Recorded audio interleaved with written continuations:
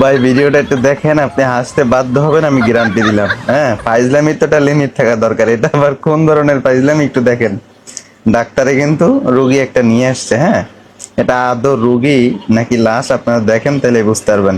ডাক্তারে একদম কাপড় টাপড় জায়গায় সবকিছু দেখা খাতার ভিতরে সিগনেচার করে, হ্যাঁ, চলে যাবে এখান থেকে। ডাইকা দিছে কিন্তু। হ্যাঁ, পাশে থাকা লোকটার অবস্থাটা কি হয় শুধু একটু দেখেন। ডাক্তার চলে যাইতেছে, এখন ওই লোকটার খালি চেহারাটা দেখেন, ভয় ওনার কি অবস্থাটা হইতেছে। হ্যাঁ, অলরেডি কিন্তু উনি অলরেডি ভয় পেয়ে গেছে। হ্যাঁ, তো দেখা যাক কি হয়, লাস্ট পর্যন্ত দেখেন, মজা পাবেন। হ্যাঁ, খালি কি হয় লোকটার সাথে ঘটনাটা দেখেন। হ্যাঁ, দেখতেছি কি হয় আমরা অলরেডি কিন্তু পালারা দিয়ে ফেলাইছে রুগিনের লাশ। তার অবস্থা, চেহারাটা দেখেন লোকটার কি অবস্থাটা হয়েছে। লোকটা দেখেন ভয় উঠতে যায়, একদম চেয়ারের পিছনে যাই দাঁড়াইছে। হ্যাঁ, দেখেন লাস্ট পর্যন্ত দেখেন কি হয়, মজা পাবেন। উনি খালি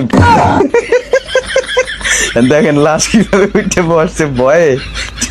ভয়ে দেখেন একবারে যে চুলের নিচে ঢুইকা দরজা দিয়ে বাইরে যাওয়ার চেষ্টা করতেছে। ভাই এটা কোন ধরনের ফাইজলামি? লোকটা তো আরেকটু হইলে স্টক করতে হবে ভাই।